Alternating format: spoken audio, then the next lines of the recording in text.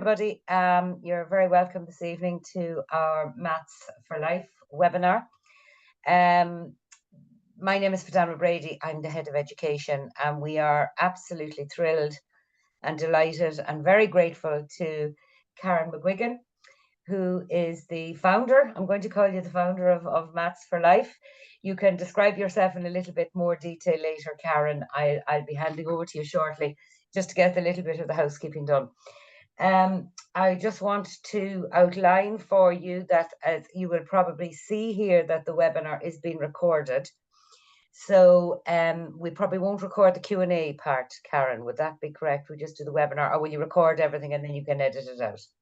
I'll record everything. Yeah. If you want the Q&A at the end, it depends on the questions. It might be valuable. Okay, but just to say to everybody at the webinar, both the chat, we can't see you, we can't hear you, so there's no point waving at us or sending us smiley faces or anything like that. We can't see them.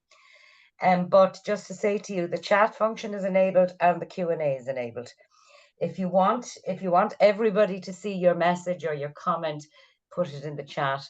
If you would rather retain the anonymity of your question or your query, put it into the Q&A, because the only one that can see that is Karen and myself. We can access the Q&A, no participants can. So remember that the chat is open to everybody. The Q&A is just for Karen and myself. I think that's about it, Karen. So I'm going to hand over to you now, Karen, and let you take the floor. And I'm going to go off camera because nobody wants to be looking at me fidgeting. So I'll be here, though, obviously, and I'll join on then when you're coming towards the end. I'll come back on camera. So, and shout, obviously, if you need anything. And I hope everybody can hear us and see us. If there's anybody having any problems, just drop a quick message in the chat. I'll be keeping an eye on it anyways as the webinar goes on. So, right, Karen, over to you. Thank you so much, Fidelma, and welcome everyone. I am Karen McGuigan, yes, founder of Maths for Life, also author of it. So it is my baby, and I am wholly responsible for it. But I'm not alone here at Maths for Life now. We have a team.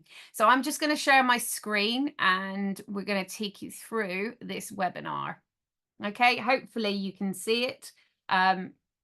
Fidelma, we have already tested it, so I'm going to assume you can see it. So this is for Down Syndrome Ireland. Just to start, I'm going to introduce somebody. Okay. You ready?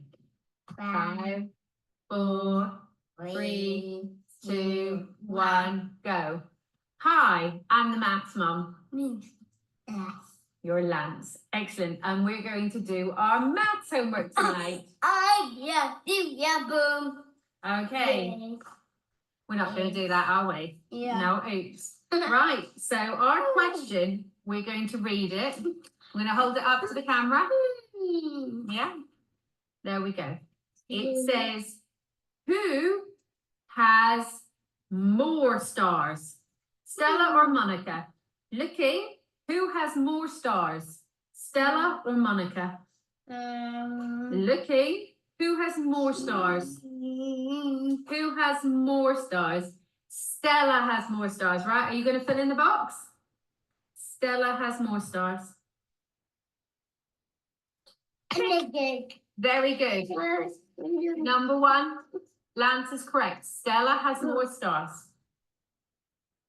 So I think I start with this by introducing Lance. Lance is my son. He's one of 3 sons. You'll get to meet the others later on. He's my middle son. That video was taken a couple of years ago now because he's actually 12 and looks much bigger than that now. But the reason that I introduced Lance is to put you at ease, to say that I'm part of this community. I'm part of the Down syndrome community. And in fact, Maths for Life exists because Lance exists. If it wasn't for him, I probably would have had a different path in my career and what I wanted to do. But this is absolutely a passion, and it's born out of the fact that I have Lance in my life. You ready?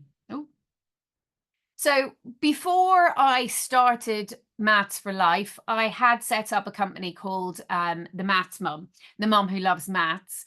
And I had been teaching parents how the national curriculum was taught in schools so that they could help their children.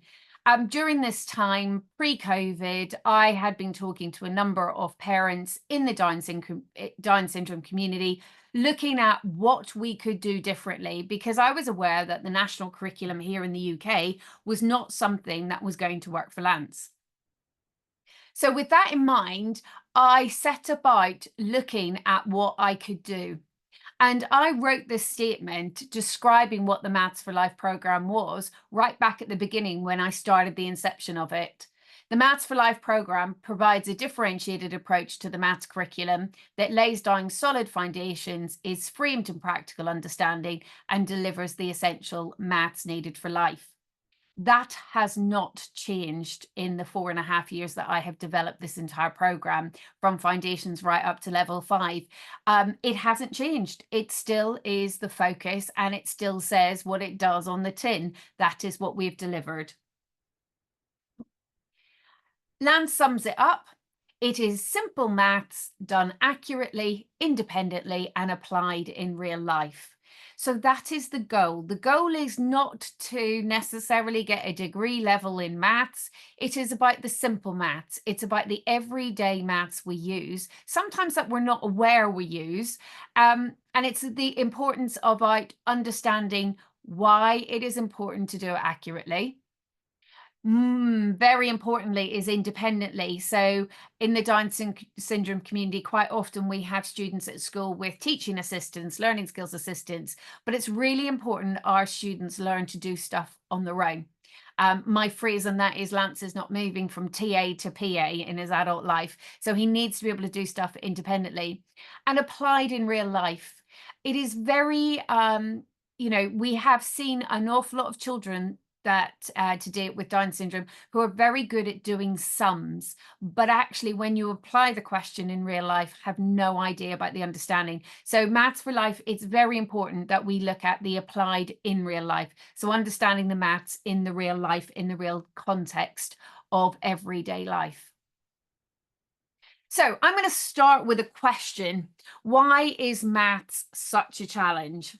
Now, normally I can see my audience and I at least have a fluttering, but I'm going to say, this is me. I love maths. This is my big heart. I'm going to ask you metaphorically to put your hand up if you're one of the other people on this call, on this webinar, who love maths as much as me.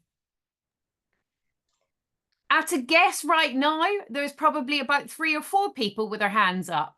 I'm going to say that. It's just going to be one of those guesses, because that's roughly, look, we've got, oh, somebody's come into the chat and saying, yeah, okay, I've got at least 2 hearts. Brilliant. Karen, can I just interrupt for 1 second? Yeah. Something we should have said at the very beginning. There is a question in the Q&A at the moment, but I think it best if we leave all the questions till the end.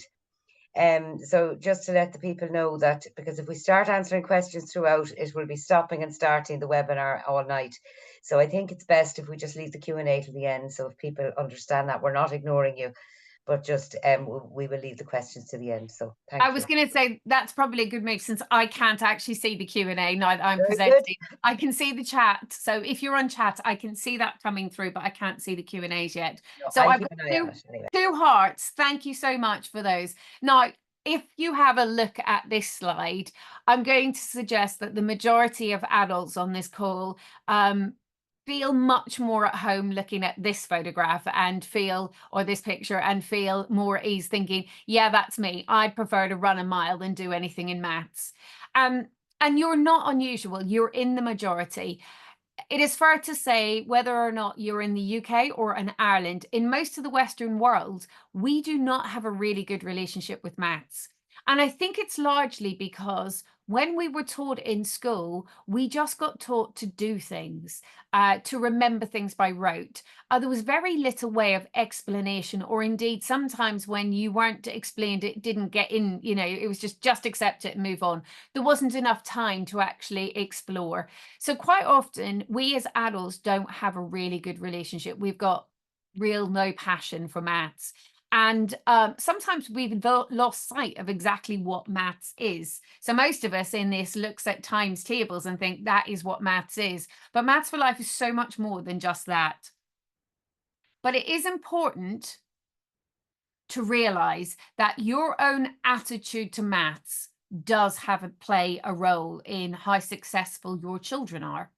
So teachers, parents, siblings, classmates, peers, learning skills assistants, teaching assistants, teachers, all can actually have a knock-on effect. If they have maths anxiety themselves in any form, or whether it's in a light touch or quite severe maths anxiety, which is real, it can have a knock-on effect on children. So tackling your own belief system is really important. It's the first step to helping children. And the reason I start with this is because my role, is to bring love to maths. It's to open your eyes and see that maths is not something to be feared.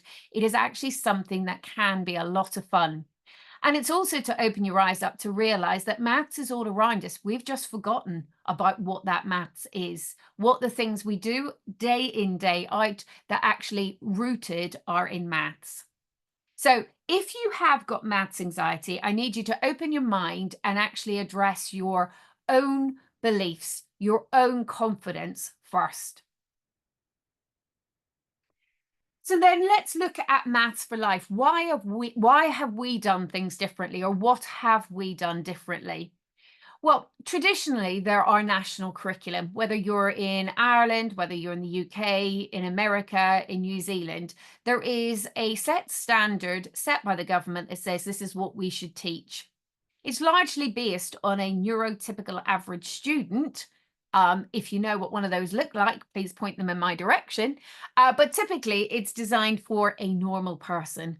But Maths for Life flipped the system. We actually, rather than take what was existing and shoehorn it to fit, which is normally what happens with students with learning difficulties, we take what the norm is and we try and make it fit.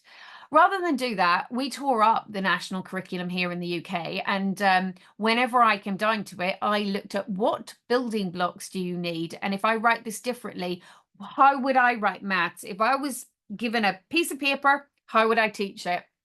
And that's what Maths for Life started as, a blank sheet, and it was a designed pathway for students with learning difficulties. So it specifically addresses the fact that we need small incremental steps. We need a clear pathway for the educators. We need to see how all the connections are made. We need to understand and map it out so it makes sense to us so that we can make sense for our children. One of the big things that we talk about in Maths for Life is understanding. And I need to address the difference between methodology and understanding, because when I look back at how we were taught, and I'm putting me in the same generation as the large majority of the people on this call, but what I mean is whenever I was in school, we very much learnt methodology. This is the how you do it, rather than necessarily the understanding of why, what does it mean, why do we do it, how do we apply it in life. And I want to explore that. But rather than tackle maths straight away, I thought I'd do something that you can all relate to, brushing teeth. Okay, so let me explain. This is Lance at his dental surgery. He does quite often dress up as Spider-Man or whichever. I think he's currently thinking he's going as Ghostbusters for Halloween this year. But let's talk about brushing teeth. This lovely thing was given to him, this step-by-step methodology was given to him by his dentist, and it is on his mirror, and he follows it. And actually, quite quickly, he got to grips with the methodology for brushing our teeth. Wet the toothbrush, put the toothpaste on, brush teeth for 2 minutes. Slight what 2 minutes is, we're still working on. Spit in the sink, we're still working on, but do not rinse, we've got, and then clean the toothbrush out. Largely he hands it to me and I do that bit, but that's because I'm a perfectionist. I like his toothbrush cleaned. But that is the methodology. But it made me realize and think about it is, at what age do you just brush your teeth without your parents actually telling you? At what age did you start brushing your teeth without your parents telling you? Is this a rite of passage? Is it something you go off to university and you don't brush your teeth for 3 years and then you suddenly think, oh, I'll need to brush my teeth? Or do you start brushing your teeth when you've got kids, to do a good example? I don't know. I'm being facetious, but there is a point in time where children just decide they're going to brush their teeth. And I was wondering why Lance didn't volunteer to brush his teeth. What had I not done? What could I do differently? And then I realized, simple matter of fact is, I'd only ever taught him the methodology of brushing his teeth. I'd never actually explained why we do it, except for to clean your teeth. I never went into the reasons why we need to do it. And I realized actually when we were doing other things, I explained why we're doing it. So I took a backward step and then started, while he was doing the methodology, explaining to him why we brush our teeth. We brush our teeth so that we actually remove any residual food from in between our teeth. Because if we leave the food, the little microorganisms in it may indeed start to decay and cause our teeth to have holes in them. And then that decay, that bad bacteria could get in and it can cause pain. And then we may need to go to the dentist and have fillings and have teeth out, and that will be painful. And in fact, actually, whenever I explained the actual why you brush your teeth, his willingness and his remembering to brush his teeth has improved. So one is methodology, one is understanding. And in fact, the methodology is something we can follow, but understanding gives us the purpose behind doing something. So now let's do something, and you've all taken an intake of breath as I put some maths in front of you. But what you recognize up at the top left is column or addition. It's what we learned at school. Yeah. The borrowing and not giving back, but this is exactly how you learned it. You probably didn't have the line underneath, and you certainly didn't stroke them out, because we were writing little sub things up at the top. I know that's how the nuns taught me how to do it. But it is the methodology by adding 2 3-digit numbers together. It is a methodology. But interestingly, the ability to answer the question on the bottom right, Amber and Jess collect gems, 276, 458. Amber's got, Jess has got. How many gems have they got in total? To answer that question, you need to understand what the question is actually asking. So I can teach methodology, column or addition, but without understanding, I cannot take the life question, word problem, life scenario that is in front of me. I cannot take that, create the number sum, and work it out, because I need understanding to be able to do that.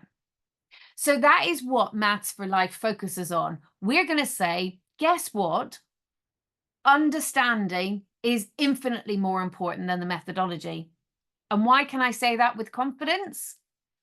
Because in the world we live in today, we have a lot of technology. Now, I grew up with the nuns telling me that we had to learn to do everything longhand because we would never be walking around with a calculator in our pocket. Now, I'm not going to ask you for a show of hands, but I'm going to just hold this up and go, this resides in my pocket most of the day. And not only is it a calculator, it's a supercomputer. I don't even need a calculator anymore, because if you want to check it out after this, Siri or Alexa, whoever else is your AI assistant, will do any maths you want it to do. You just have to ask what it is you want them to do. So with technology enabling us, it is absolutely more important that we do the understanding. We don't need to do things longhand. And in fact, it can take us years to actually get that methodology ingrained in our students. And actually with technology, we don't need to. So we get to spend more time on the understanding part. So methodology can be done by technology.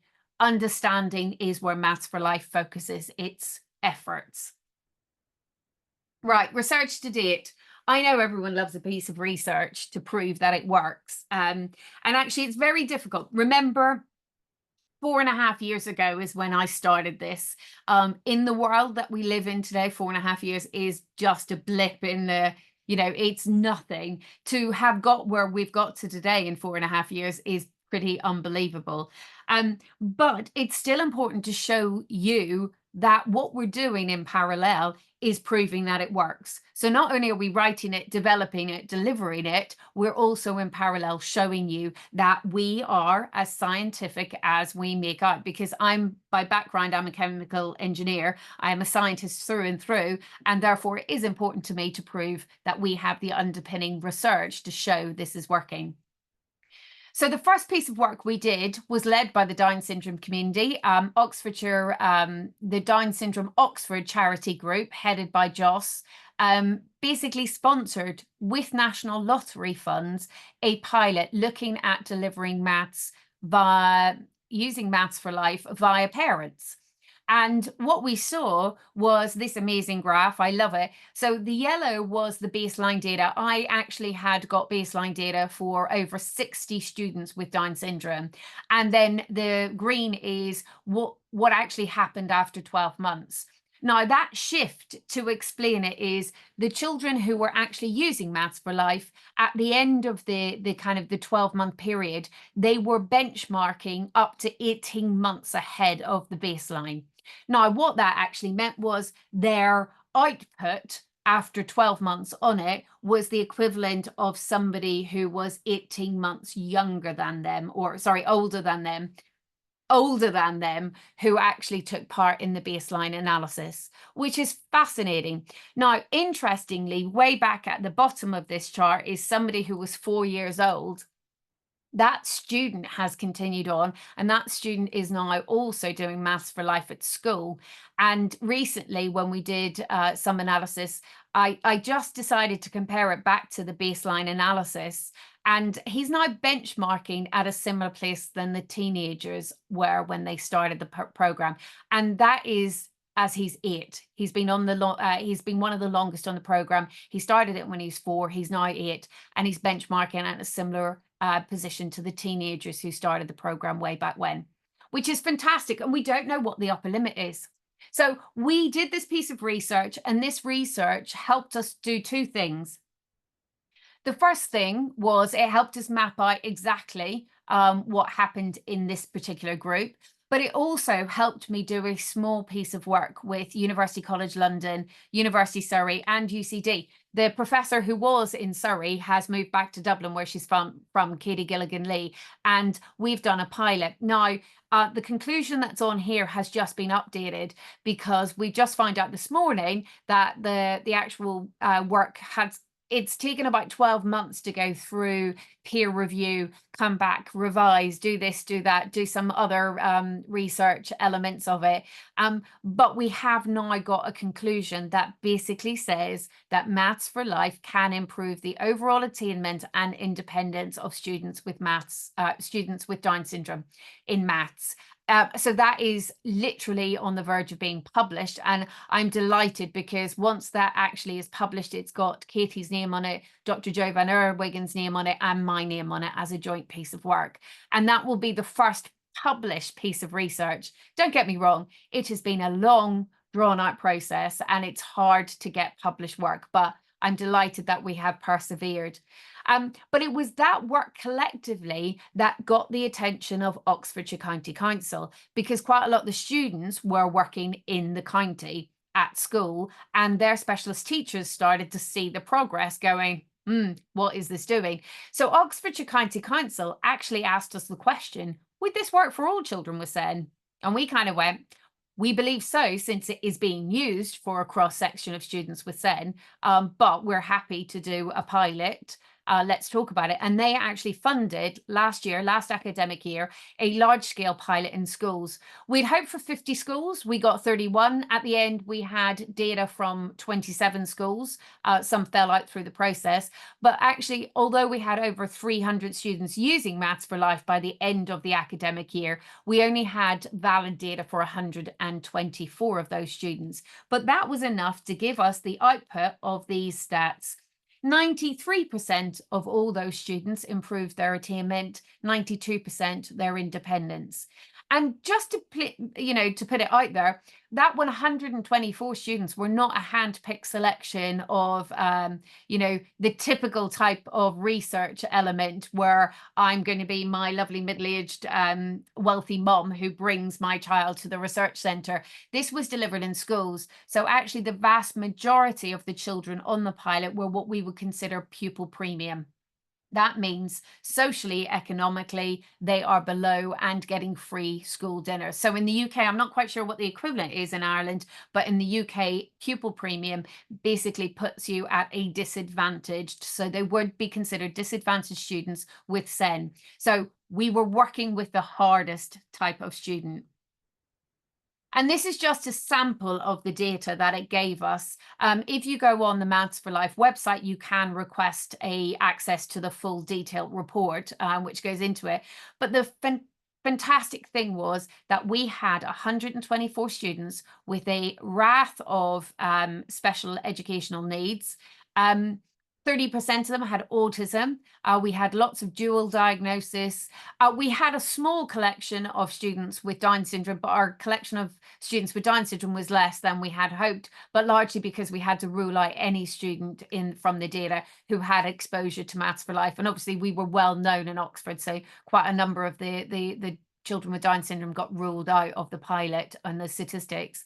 But what it was able to show is, what improved, were the topics, what topics, looking at overall averages, looking at a lot. I was in my element with the size of spreadsheet I was working with, but it was fascinating, and the report is fascinating, and lots of pictures, I have to hasten to add, like this, that show you information in a visual way.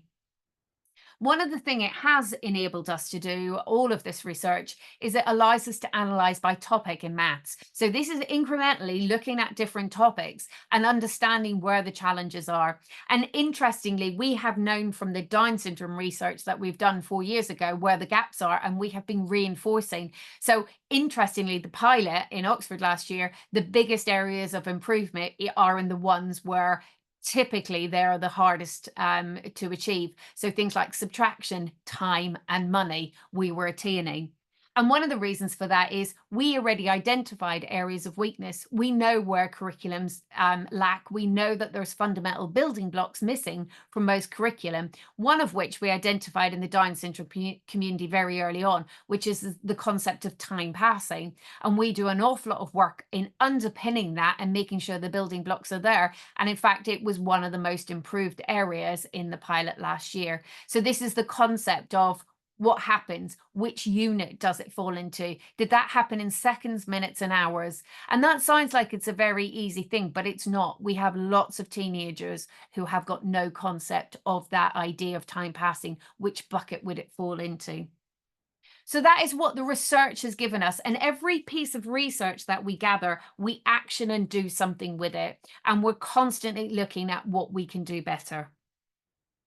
Right, I'm going to give you the guided tour because typically people go, and this is kind of preempting all of the questions that we're going to get, going, what exactly is it?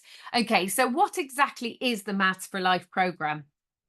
Well, firstly, it's not something that you put a child in front of and expect them to get on with it. So it's not an iPad app. It's not an app. It is an educator-led program.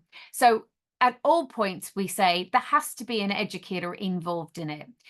It can be a guided, it can be a taught element of it, it can be a supervised, but it is an educator-led program. You cannot expect students to teach themselves maths from workbooks. That's not what we do. And to provide for our educators, we have curriculum, which is in our educator guides. So those are the essential part of the program. You could argue they're the only thing that you need, and indeed they can be standalone. They describe everything that you need to teach, all the building blocks, how it's all formed, how it all fits together. The curriculum is delivered in the educator guides. We have the resource library. What does that do? It gives you ample ideas, workbooks, topics. It supports the delivery. Where does that come into play? Well, it saves you an infinite amount of time having to try and find things or find inspiration. We deliver it in bucket loads. So it is a support to the delivery of it. And of course, the other support is I haven't got my hair down tonight, but that is indeed me. But I'm not alone. We have a team here, but you are supported. We have a community forum today. We had a networking meeting with our SEND schools. We support each other. We ask questions. Parents ask questions. We get back to them. You're not alone. There is a community spirit within the Maths for Life, which is very much a support and encourage, a feedback, a celebrate success. You're not alone, and we love to share successes. And in fact, last week I exhibited at the TES SEND show in London, and on Friday, when we opened the doors up at 9 o'clock, the first person to walk up to our stand to say anything to us was a teacher whom I didn't recognize. But as soon as she said which school she was in, I knew exactly who she was. And she said to me, "You have transformed my life. I need to give you a cuddle." And I was like, okay, that's how I'm going to start my 2 days exhibiting. And that's what we do. We share that kind of that positivity. So you're not alone.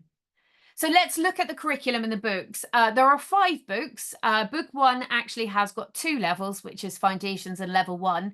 And thereafter, Book 2, Level 2, Book 3, Level 3, Book 4, Level 4, Book 5, Level 5. Very straightforward. Levels built up like this. It is fair to say the majority of the children with Down syndrome will very much stay in Foundations and Level 1 for quite a while. We have students with Down syndrome who are working at Level 2, Level 3, and some are touching on Level 4. Level 5 is just newly published. It's just been published. I have no students with Down syndrome currently working in it, but go back to that comment about Samuel, who started when he was 4. We don't know what the upper limit is. We don't know when we teach students correctly what their upper limit is. So I have high hopes there will be students in time reaching Level 5 and delivering that. The levels are independent of age, independent of year group. They are levels that relate to Maths for Life. And the way we describe them is, if you've got a finite capacity for learning, we're going to fill it with the foundations first, okay? Because that's the most important building blocks. If you master all those and you've got the building blocks, we're going to move on to Level 1.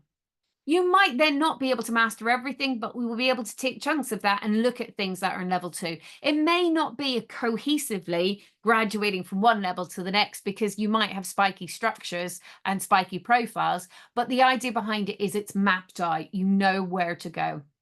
And all of that is provided in the educator guides. The educator guides are split into topics, and all of the books have got the 3 topics. Topic 1, understanding numbers and the number system. Topic 2, using common measure, shape and space. That includes time and money. And then topic 3, data handling and information, or information handling and data. Book 1 at the foundations level, there is something called topic 0, which is pre-number skills. And actually that is a massive building block in itself, but it's everything that happens before we start talking about numbers. And a lot of it's language. And interestingly, it's when people say, when can you start? I go, you can read the book when you're pregnant. The more you understand about the language that is underpinning maths, the more it can be filtered into everyday life, and you can deliver that as part of your vocabulary as they are in the preschool kind of arena. So again, your understanding helps transfer this to your students. Every topic is built up of objectives, and those objectives are small incremental steps, and within them they're broken down even further, but they give an explanation as to what the objective is. It talks about the prior knowledge checklist. So this is, what building blocks do I need to be able to do this? Oh, look, 3 of the building blocks the student can't do. Okay, they're not going to be able to achieve this objective just yet then, are they? Because they need to do the underpinning skills. So it's very much a light bulb moment. Why a child might not be able to achieve something is because some of the building blocks are missing. And then you have the objective broken down into achievable steps. And those achievable steps, those steps are mapped by the resources. So that is what we provide you, that step incremental in ideas, in topics, in things to do. Keywords needed from a maths perspective. We've got an interesting one on that where it's the interpretation of the mathematical word versus the literal word that they know. Example table. Yeah, one of the questions that a student demonstrated to us was, it actually said in the question, display this information on a table. And they drew a table with 4 legs and drew the information on top.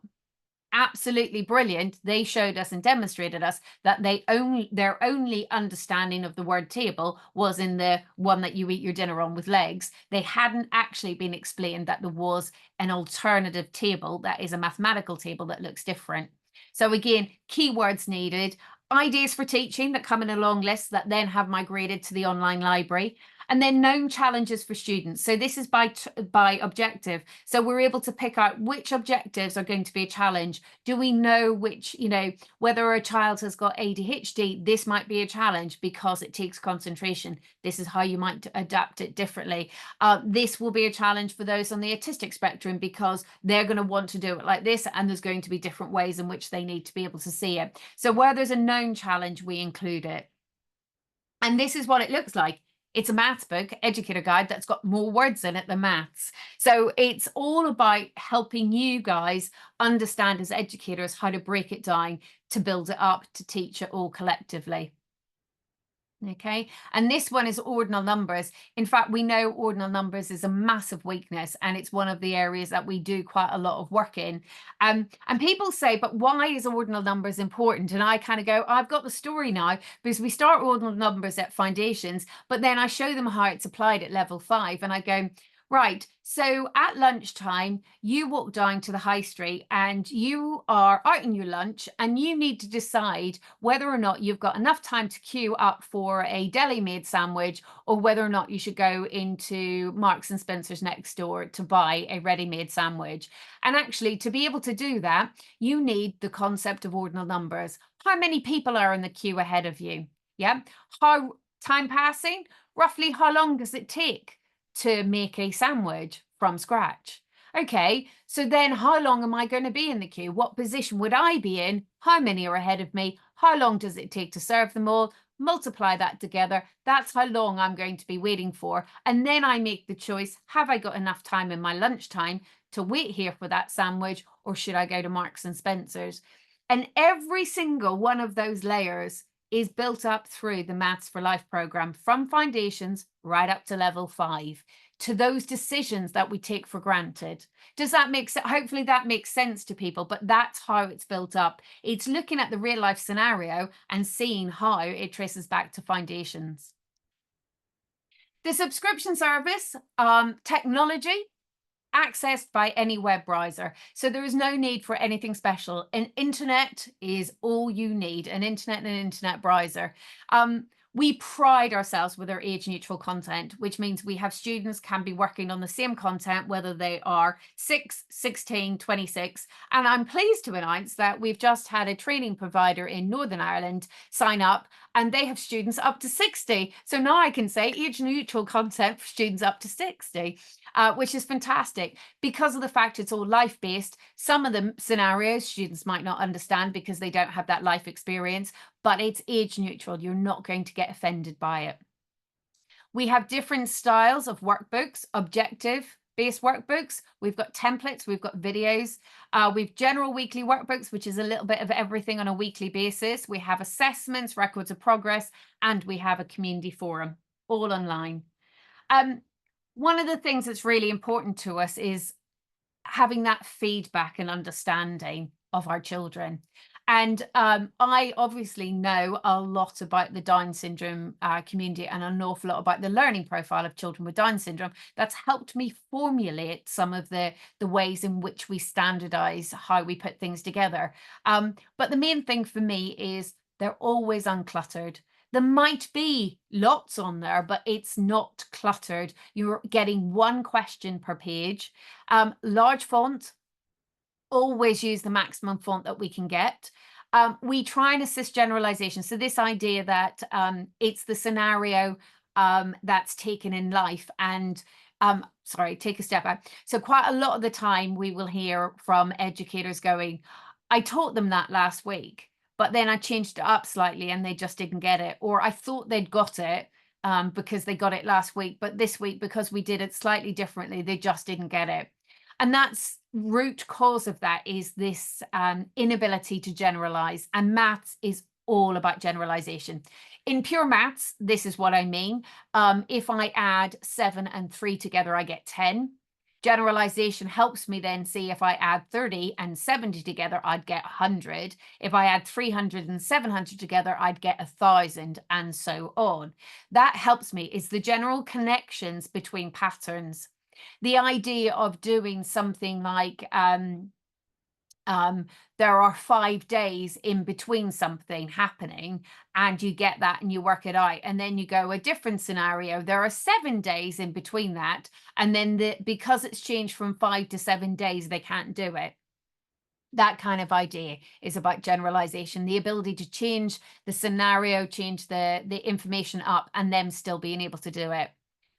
We have lots of repetition in topics, lots of overlearning, but no boredom. So what we'll do is provide you with 5, 10 different versions of the same type of question, but they'll all be different. Then we'll change the scenario up. So lots of opportunity for repetition without boredom. The weekly little and often, so that is the type of the weekly workbooks where we take a little bit of any topic. And I like the flavor of these to talk them through, to do them. And it may be something that they're not currently being taught, and it's wondering whether or not they retained it from the last time we spoke about it. And then we have this idea of progression workbooks, which is more for educators to take a topic and show how it progresses through that line of levels. A bit like the example I used with the ordinal numbers right up to making a decision on a sandwich at lunchtime, that type of process. We access everything through the website. So this is exactly what the website looks like. You join, log in via the website. And this is what it looks like. Just like me, can you tell our branded color is green? And as most people think I'm Irish, that's why I chose green. And I kind of go, no, it was just actually a color that I chose. I thought it was really striking. And believe it or not, at the TES show and any of the other shows we do, we stand out in this green. Quite often we stand out. But it is split. So online, it's split exactly as you would the books. So again, everything that's in the book is mapped onto the online. It's very easy to navigate. You largely get to wherever you need in a couple of green buttons. And it's split exactly like the books by topic. So it's all split down by topic. And when you open up a topic, this is what it looks like. It's got the coding in it. So the nomenclature F1.5 is foundations, topic 1, objective 5, and that will be the same in the book. We have video links. All of the green hyperlinks link to either a PDF of a workbook or a template. Template is something that we expect you to print and laminate and maybe reuse. Anything that you find printed on the website, so flashcards, etc., would be templates you would find on the subscription. And then we've got workbooks. You can see it contains 40 pages, contains 30 pages. So they're big workbooks because they're 1 to a page with lots of repetition. And this is the type of thing in ordinal numbers. So ordinal numbers is what I showed you in the book. This is the types of resources that you find. You've got 1st to 3rd, 1st to 5th. You've got some videos. So there is Lance sucking his thumb, Ella, his best friend. They are a comedy double act. The videos are pretty hilarious. I'm not going to lie to you. I've not edited out any of the beepers. So you see me truly working with some children. And it's really good. Quite a lot of our students will end up working alongside. So watching the videos and working alongside. So you can see this is all one topic. If you think this is one page, we now have 22,500 of those pages available, and we're adding to them at a rate of knots at the moment because we're doing a complete refresh on our foundations topics as well as developing level 5 content. That will go up probably to 30,000 by the end of this academic year. But that is content. Each one of those is one page. So the general weekly workbooks, the purpose behind those actually came from our original pilot with parents. We had lots of content and parents said to us, but if I'm running out of time, it'd be really good if we had a little bit of everything so that we could just, if we don't get to do very much, we could just talk through some questions. And that is exactly what the weekly workbooks inspired to do. So what we do is every Friday, we publish 10 sheets of questions. So 10 questions at every level. And they're a cross section of any topic. We have a complete archive of the back. So actually foundations level 1, level 2, there are 3 years worth in the archive, and we're publishing everything new. So why do we do that? Well, we show you, we don't regurgitate we don't regurgitate our work. Every week it's something new, and we take a lot of pride and time over creating our weekly workbooks. So we're always looking at generalization. We're always looking at another way of asking a question, buying another image to match what we need in the real life scenario. So we buy imagery to fit exactly what we want. One of the latest imageries I bought was an electric car charger. So cars sitting there charging for level 5, because I was looking at ways in which we see percentages in the world. So phone battery, chargers for cars, etc. So we buy imagery to match what we need. The good thing about the general weekly workbooks also is that if you're teaching at level 2 to your student, or your students working at level 2, that's what they're aiming for.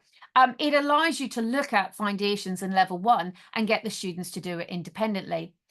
My son Lance, who you've met, he loves sitting cross-legged in front of the TV, and I airplay these workbooks onto the TV, and he sits there and he shouts answers at me, and he points to the screen, that one, and he reads them, and there's no writing involved, but he orally does all the questions, and they're all based in real life scenarios. When it comes to the adding and subtracting questions, because they're framed questions, he's now taking them and plugging them directly into a calculator and giving me answers. So actually that's what we've got, because we practice foundations. Although he's working at level 2, we still practice foundations in level 1 on an ongoing basis, because they're not insulting to him. He loves doing easy ones and repetition. But interesting, the more times, because he's not bored, and the more times we access it, the more it's going into recall and regurgitation. So he's able to kind of sometimes go on the sum. He's able to actually recall by rote what the answer is, because he's got the understanding and he's done it often enough to go into his recall memory. The progression workbooks, as I explained, it takes a topic and goes right through the levels. That's one I've done for time. It's really useful for an educator to sometimes see where we're going to, and see how it all maps out. And they are available. The full set are not written yet, but all the main ones have been done. So next question that always is asked is, well, you've shown us the program now, you've given us the guided tour, that's great, but where do I start? And it can be a bit overwhelming. I'm not going to lie to you. It can be overwhelming when you look at it and you go, oh, especially if you've got your own maths anxiety. But for me, I've always said the starting point is to find out what your student knows and doesn't know, because the best thing that we could do is find out where the starting point is. Now, here's the reality. Your student, whether it be your son, your daughter, your pupil, doesn't matter who we're talking about, but it is fair to say that they probably don't know as much as you have assumed they do. And that is because we help them quite a bit. And I need to take you on a little journey before we actually look at them. But we have a whole set of self-service assessments available to you on the website. And when we say we don't know where to start, we have an all-level sample assessment where you can actually download it yourself and look at the questions. And there you're able to kind of gauge roughly what assessment, what level am I working to? So if you do it and they're able to answer all the foundations questions, but maybe only a handful of level 1, they're probably secure at foundations, maybe a couple of gaps, but they're working towards level 1. It might be that they've mastered foundations level 1 and most of level 2, and indeed can sometimes do some of level 3. That's great. I would suggest they're probably working at level 2. They may have some gaps, but it will tell you what it is. But the starting point, the all-level assessment, will help you pinpoint which level. And then we have a series of very detailed assessments available on the subscription. Sometimes it's chicken and egg. Sometimes I say to parents, take out the online subscription first and access the assessments to find out what level they are, to work out then what books you need to get. I do recommend in most cases you do get book 1, because it gives all the foundations, and no matter who the students are, they will have gaps in the foundation. So it's always well worthwhile. But one of the things that we talk about with Maths for Life has to be about this element of independence and help. So I have to take you on a little bit of a journey, backward step, right? I have 3 sons, okay? These are my lovely 3 versions of blonde. My eldest, Dexter, dresses to impress. My youngest, Cal, dresses for adventure. And Lance dresses in whatever I give him, okay? Right. We have an education, health and care plan system over here in the UK, but it would be the same as a statement or whatever else you call it. But it's something related to an independent education plan that states what Lance can do. And on Lance's, it states Lance can dress himself. And I think about that statement and I think, can he? Can he dress himself? Because Cal, who's 10, can say to me, "What we doing today, Mum?" And he'll look outside, look at the weather, know the seasons, and he will go upstairs and select his clothes appropriately for the day ahead in whatever we're doing. And I kind of go, Cal can dress himself. But in truth, Lance doesn't do that. His clothes are selected. They're pre-bought, slightly big, always elastic, no buttons or zips. They're chosen for him largely because he would walk out the house naked or in a onesie, quite happy in either of them. He has walked out in snow with very little on, doesn't feel the cold whatsoever. I have to orientate his clothes in the right way. And indeed, do I assist him to get dressed most mornings? Yes, because he needs to get picked up by a taxi at 8 o'clock. And if I don't assist him to get his clothes on, again, he'll be sitting with no clothes on when the taxi driver turns up. So I know he can physically put clothes on if I encourage him and if he's got enough time and we're not in a rush. But if you look at it, it's scaffolded. The entire process is scaffolded. So Lance can dress himself with scaffolding. And as he's got older, that scaffolding has been removed pole by pole, but I know exactly what that scaffolding is. But the problem is that not everyone working with Lance understands what scaffolding is provided. And actually, that can cause problems when you read a statement like Lance can dress himself. And indeed, when he moved from primary school to secondary school, primary school, they went in PE kit post-COVID, it's like, yeah, come in your PE kit, best decision ever. But he moved to secondary school and he's 2 days for PE. And initially they said, yeah, bring his PE kit in and he'll change whenever he gets into school for PE. It took less than 2 weeks before they said, actually, could he come into school in his PE kit? Because he was spending most of the double lesson for PE in getting changed. And then they were like, we don't have time to actually do anything. So what we have agreed that that line wasn't exactly accurate in their understanding of what Lance could do. So when schools closed in COVID, I had already been working in the maths arena in teaching parents. I realized the problem ahead. And the problem ahead was that lots of schools handed back lots of worksheets, whether across the board. It wasn't just for children with learning difficulties, but across the board. And this is an example of what my son was doing at home. Now, what schools forgot about was how much scaffolding they provide at school that wasn't at home.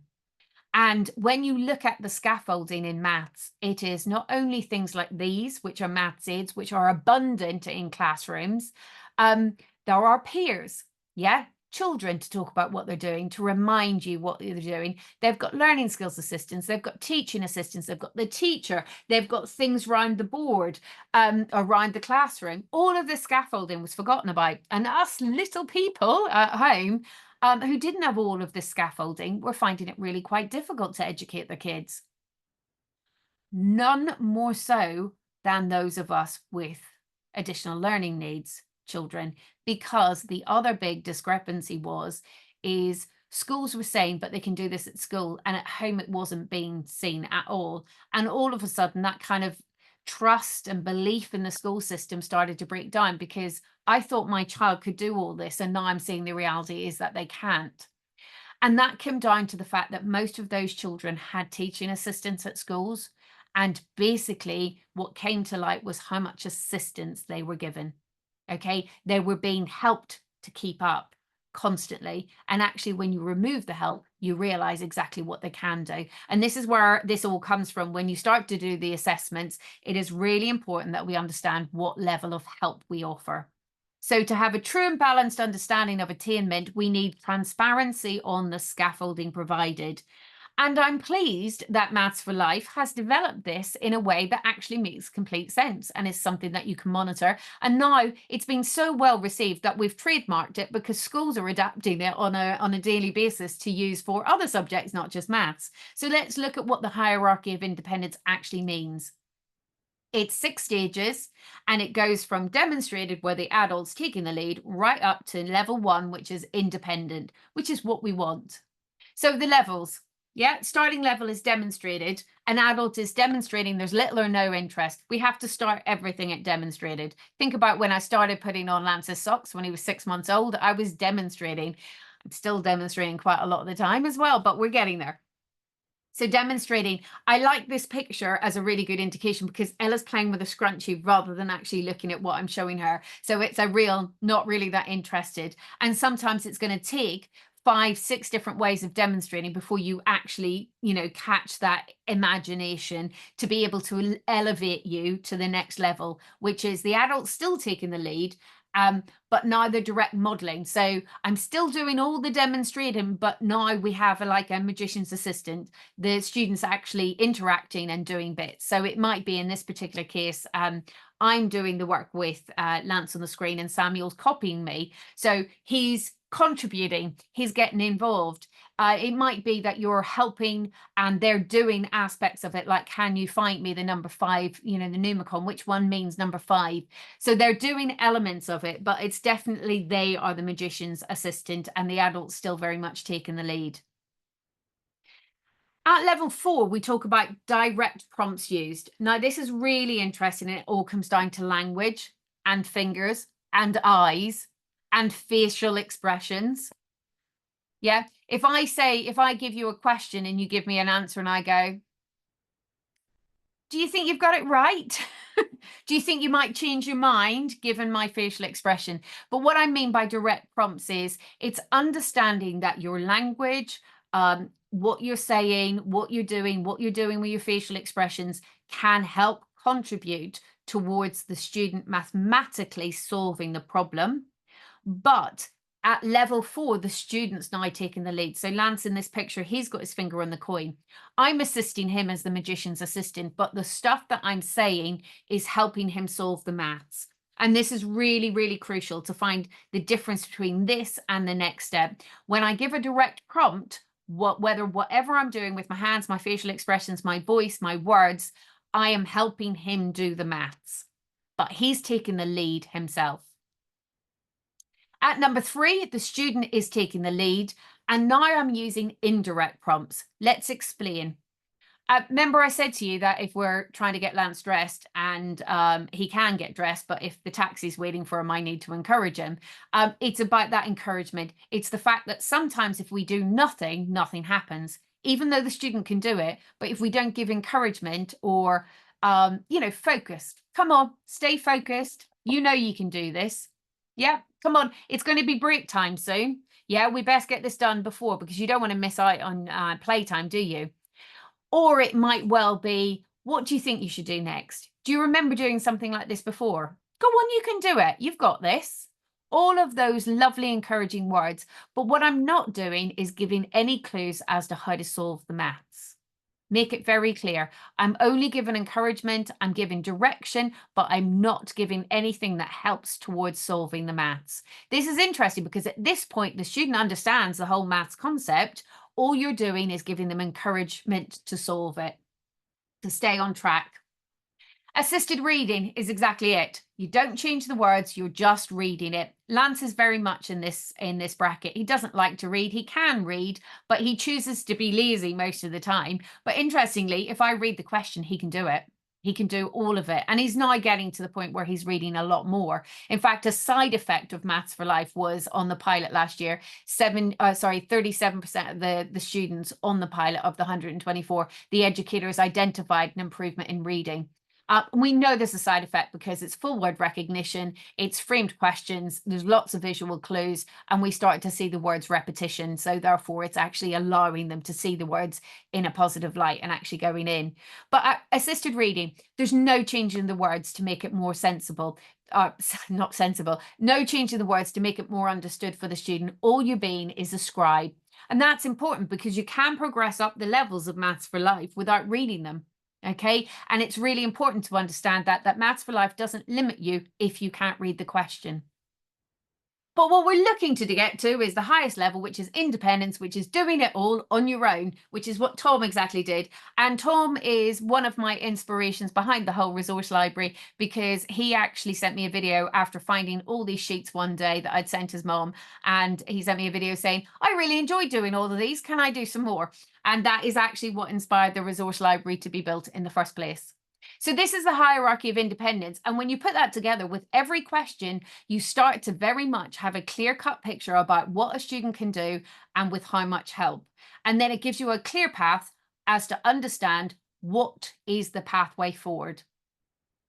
So when we look at questions like this, we ask you to do the assessment, and there are 2 different records that we record. So we have an outcome, whether it was correct, attempted but not correct, or not attempted, and what level of help was given. And that is how we do our assessments, to find out what a student knows and what a student doesn't know.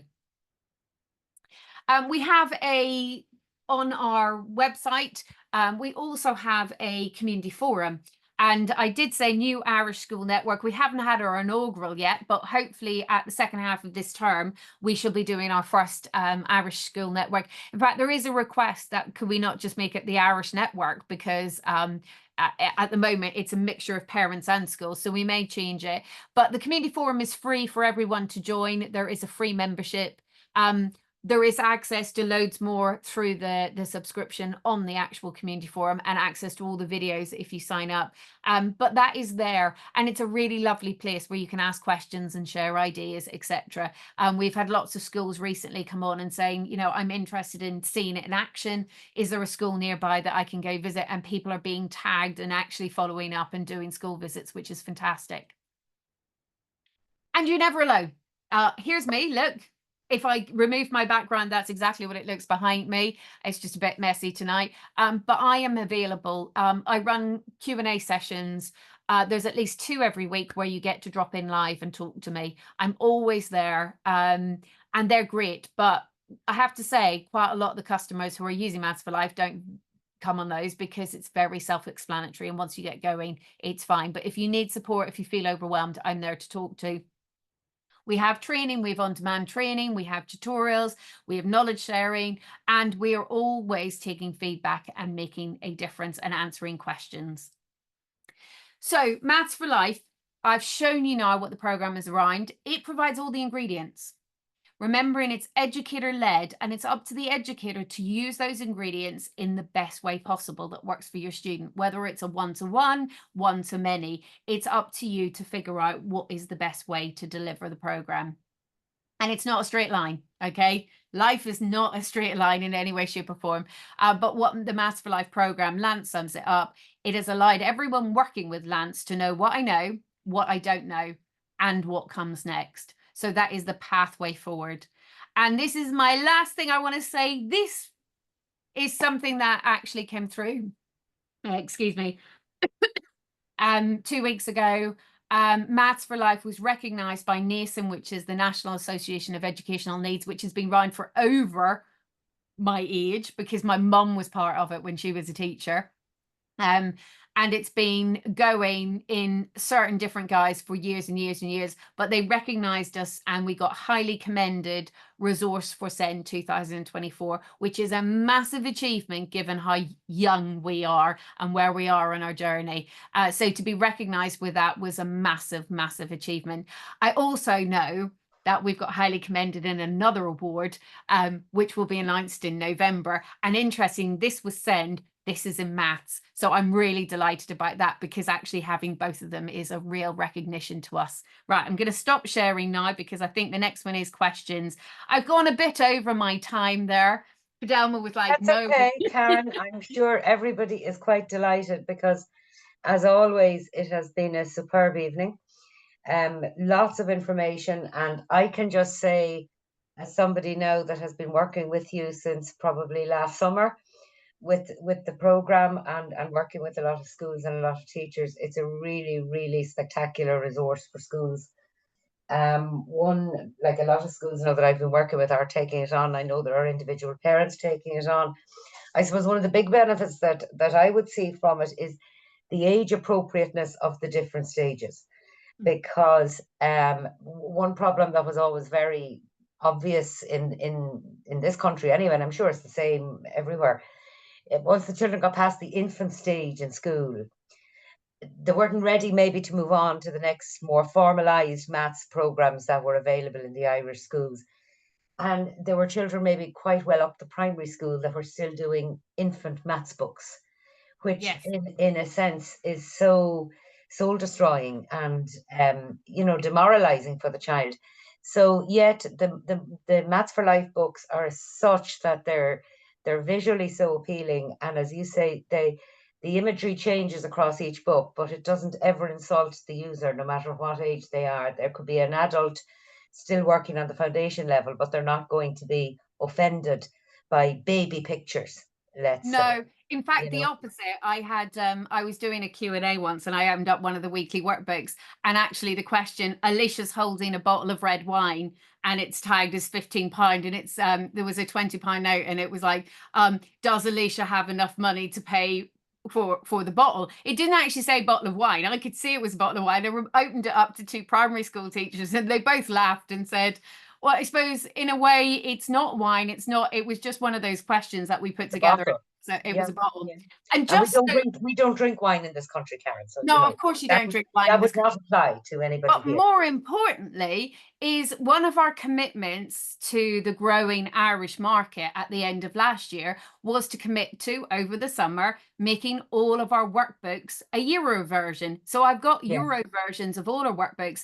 And this academic year, not historically, but this academic year, all of our weekly workbooks, where there is a monetary aspect of it, we are now publishing them with a Euro version and a US dollar, or a dollar version. We're trying to be quite generic on the dollar because we've got a lot of New Zealand and Australia followers as well. But that means that actually, although the educator guides are written in pounds, it doesn't matter, because the way in which you teach money is the same no matter what currency you're teaching it in. So it can be the educator guides written in pounds, but the process you take is the same. But now our workbooks are supported in euros. So yeah, Alicia in the Euro version will be holding that up. It'll probably be still €15, cheaper bottle of wine. Right. And that was going to be my next comment, to actually ask you to describe that, because I'm aware of the workbooks in the Euro version, which is absolutely fantastic. So I'm just going to go, there's a few questions, Karen, and I'm just going to put them up. And I think the first one has been answered live. I don't know what level is best. If I subscribe, do I have access to all programs? Yes. So the educator guides are, you buy hard copy, and but the actual subscription, you get access to everything. We have not demarcated anything because, to be perfectly honest, it is quite usual, especially in the schools, that you will end up thinking that I'm only going to use foundations or level 1. Then you'll start to see the rest of the stuff and go, wow, that will be useful for such and such. That'll be useful. So we don't demarcate it at all. Realistically speaking, when you find out what your student level is, you may not need all the educator guides. I know we have a special offer at the moment for all the educator guides and a subscription, but you may not need them all. Quite often I would say to people, if they're still working at primary school, book 1. Yeah, in the Down syndrome arena, I would say book 1, maybe book 2 towards the end of it. That would be great, but you probably don't need book 1 to 5 right now. Okay. Thank you, Karen. The next one, do you think Maths for Life will work for Down syndrome kids, or for children with Down syndrome with a moderate learning difficulty? I would have put most children with Down syndrome having moderate learning difficulty, because that's the kind of category they sit in. We have literally done it with quite a cross section of students with Down syndrome, and yes, it's working. We had our SEND School Network today discussed complex needs, so we're talking about profound learning difficulties, and they said, although it's more of a challenge for the teachers to have to take our ideas and make them real, at least it's giving more and more ideas to the teachers as to how they can actually, and what they can do. It's not just, it's almost like there's a lot more breadth to what you can do in Maths for Life. So we know it's being used for those with profound learning difficulties. So there's no reason to expect that all of the children with Down syndrome would not in some shape or form improve using Maths for Life. I would say it's the speed at which they progress is largely up to the educator as well as the student. So in fact, when I say it's an educator-led program, the educator is probably going to be a key, a key dictator in how quickly things will progress. Thank you, Karen. This next attendee tonight is just asking a question now, so they don't forget at the end.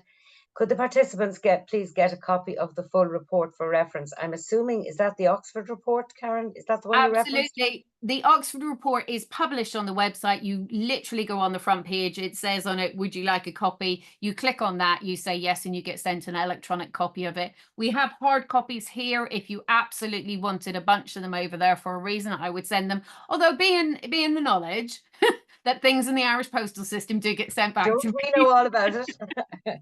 And so it seems to be if you buy something and pay for it, it's not a problem. But if I try and send you anything with no cost associated with it, they like to send it back to me and say no, without any particular reason. And Fidelma knows that because brochures didn't get through to you and free samples. It's electronically available, and it looks beautiful. The report, it looks beautiful. It's full of lovely coloured graphs and charts, and I particularly love that these are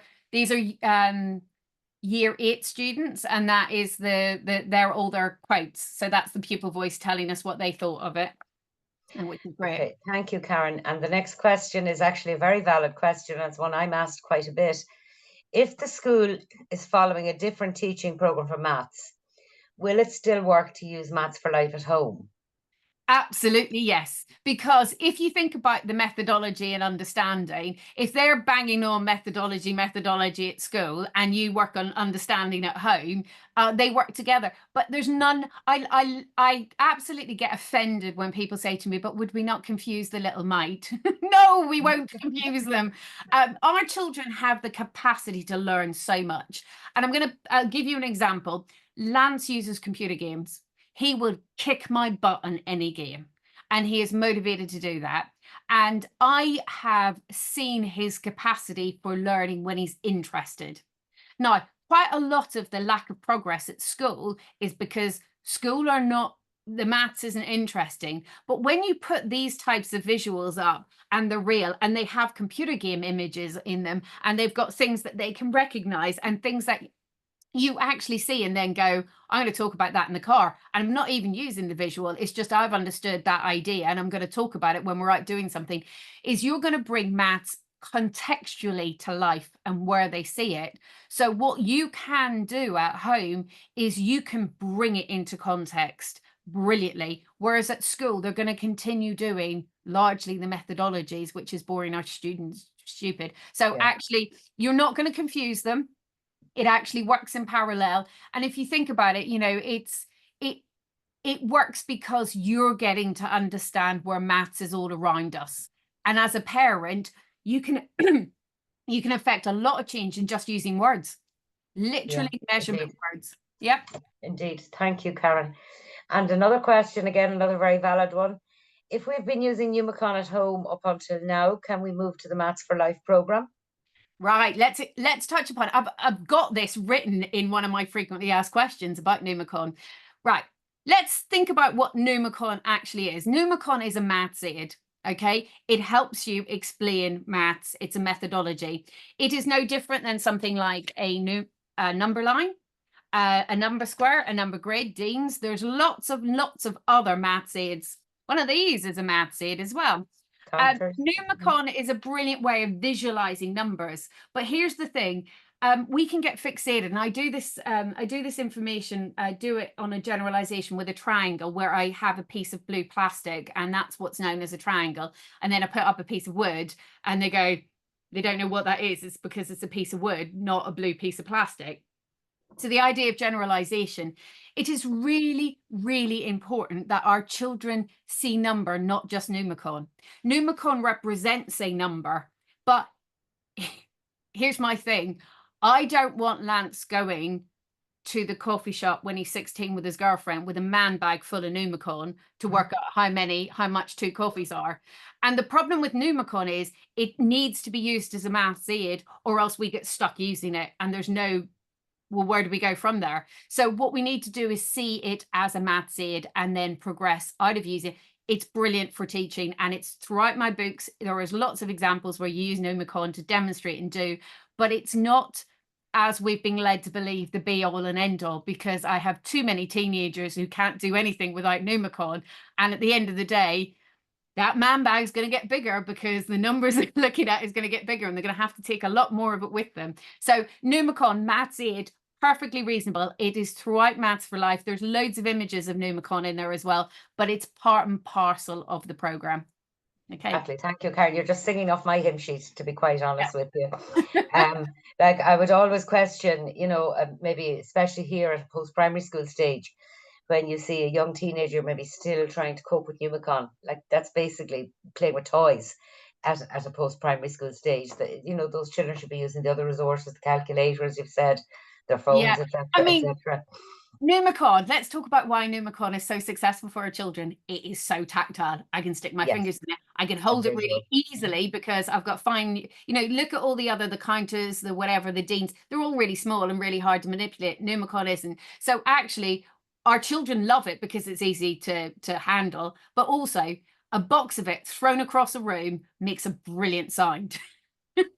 Yes, indeed. And I know what that's like. I think I've got that on video at some point. But what I mean by that is it works for our children because of all those reasons, but it doesn't necessarily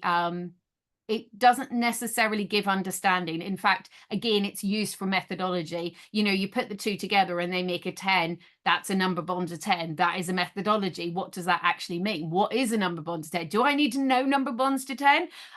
Not really. We didn't learn them. It's just addition. Yeah. Yeah. I have 7 of these. I have 3 of these. Yes. Thank you. And this is just a compliment to you. I loved your real life example of figuring out if I have time to queue for a sandwich, etc.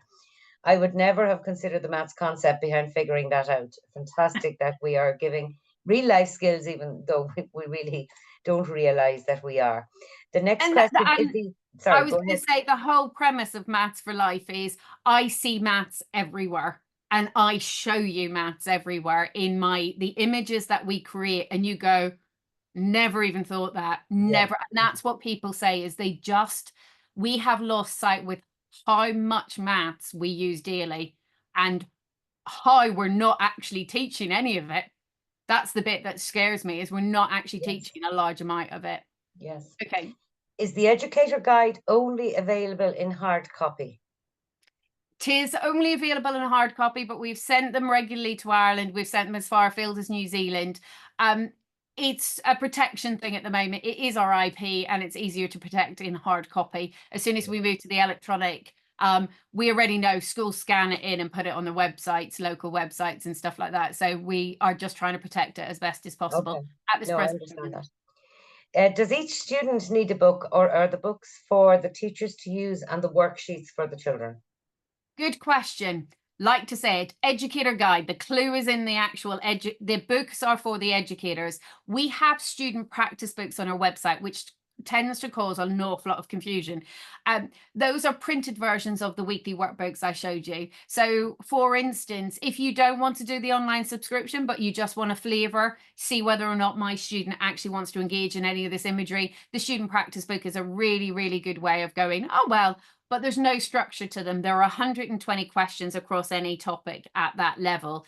But the actual educator guides are what you need. Student practice books are a nice to have if you want printed, but you don't need them because everything's contained in the online subscription. Workbooks, yes, workbooks are for the child, but a workbook can also be an idea that you bring to life as the educator. So we always like to think of our 2D imagery, our 2D worksheet, as a 3D idea that you can bring to life in a lesson. Okay, thank you. Is it possible for a parent to deliver the program? Well, I would say yes. Absolutely, yes. Absolutely. It started out being delivered by parents. It still is being delivered by parents. The more that you get to know the program, the less cumbersome it is. So people say to me, "Oh, you must deliver it to your son." And I go, "I live and breathe maths, and it happens everywhere, and you don't know when it's happening." But those debates that we're having, can I give you another quick example of where it comes into our everyday life? Lance loves films, and we do an awful lot of work on understanding value.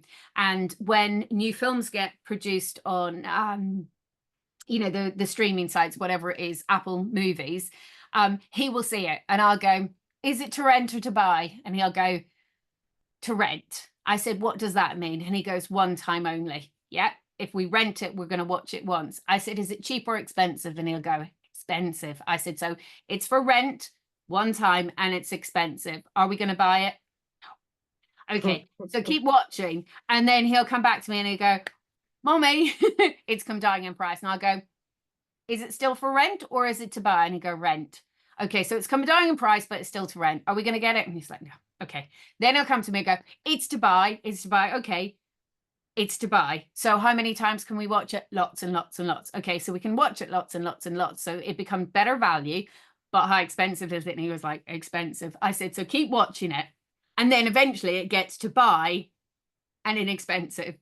So at the point in time where he sees that, he will come to me and go, "Can we get it?" And I'll go, "Yes, because we can buy it and watch it lots and lots and lots, and it's not too expensive. So we can buy that." And then I'll go, "Your money?" And he goes, "No, your money." And I go, "No." And then he'll go, "Use daddy's code." I'll go, "Yeah, we'll use daddy's code." So, you kind of go, how interesting is what that conversation and everything about that in understanding how value works in real life and understanding how it applies to his decisions, and the fact that whenever I say "with your money," he knows he doesn't want to spend his money. Yeah, You know? indeed. And actually, one of the questions I always say is, if you want to know whether your child understands value or for them, you can have a note or a coin. Which one do you want? Because Lance knows that there's only one answer to that, and it's a note. And then he goes, "I'll have a 20, please." Good you know boy. he already knows. So that's what I mean about the fact that the more parents understand maths for life, the more it doesn't become a sit down and do. It's you use the visuals and you take them out into the real world and go, "I'm just going to apply this to my everyday life," and that's how it gets to you. So quite a lot of the parents who've been on it the longest will say they just live and breathe maths for life now at home. They don't necessarily sit down and teach it per se. Yeah, and it's not essentially about doing pages and pages of sums. It's a lived program, really. Yeah, it's a live program. There's no pages of sums to do. There's Yeah, actually, that's the one thing is when you look at all the workbooks, it's like there's no sums in any of this. yes, We create the yes, sums, but there's no lists of sums. It yes, just looks very indeed, different. indeed. Is there enough material in foundation let me start that again. Is there enough material at the foundation level, level 1, level 2, for quite a few years of teaching and learning? Absolutely. Nobody has yet come to us saying they're bored and they haven't got enough to do. In fact, the opposite. Most people say it's overwhelming. And actually, one of the things that we are doing right now is we are refreshing all of our foundation, and then we'll go on to level 1 and level 2 this year. So foundations, we've just published a whole new wrath of kind of content in foundations, because we're going through, we did a book 1 edit, and we've actually mapped out exactly where maybe there's not a workbook for that one, and it might be a specific thing that we've written in, and we go, "We've not covered that actually." So Amy, who works with me, has done a complete audit of all the resources, and we're adding to it. Obviously, we use our weekly workbooks to generate ideas, and sometimes those ideas are great, and what we do is we take that and we make it into a workbook where we get 20, 30 different versions of that.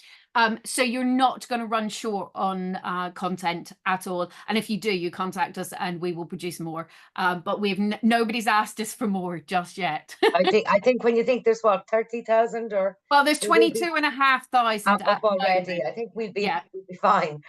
And yeah. if a class teacher is doing the maths curriculum in class, then as an SET, that's a special education teacher here, Karen, should I be following the same topics as the class teacher or keep working on a separate approach? It's a really interesting one, because quite often the way in which the maths is structured and delivered at school is in big chunks. And there's two ways of looking at that is they get to learn it by the end, but by the time you move on, the topic that they did beforehand, they've forgotten. So I would say there is a fine line between keeping to the topic that the class are doing and whether or not it's actually adding value to the student that you're working with.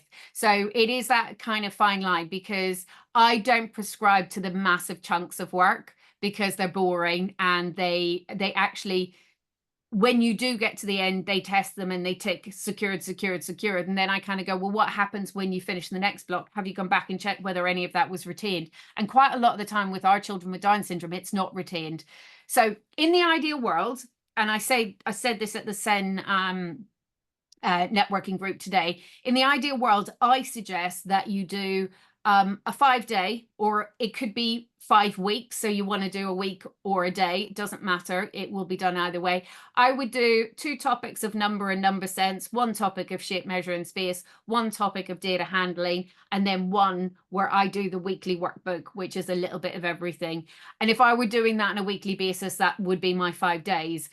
I could do it on a weekly basis, and I could do 2 weeks of number and number sense, a week of shape, measure and space, a week of data handling, and then a week of general questions. That would be a better option than big chunks.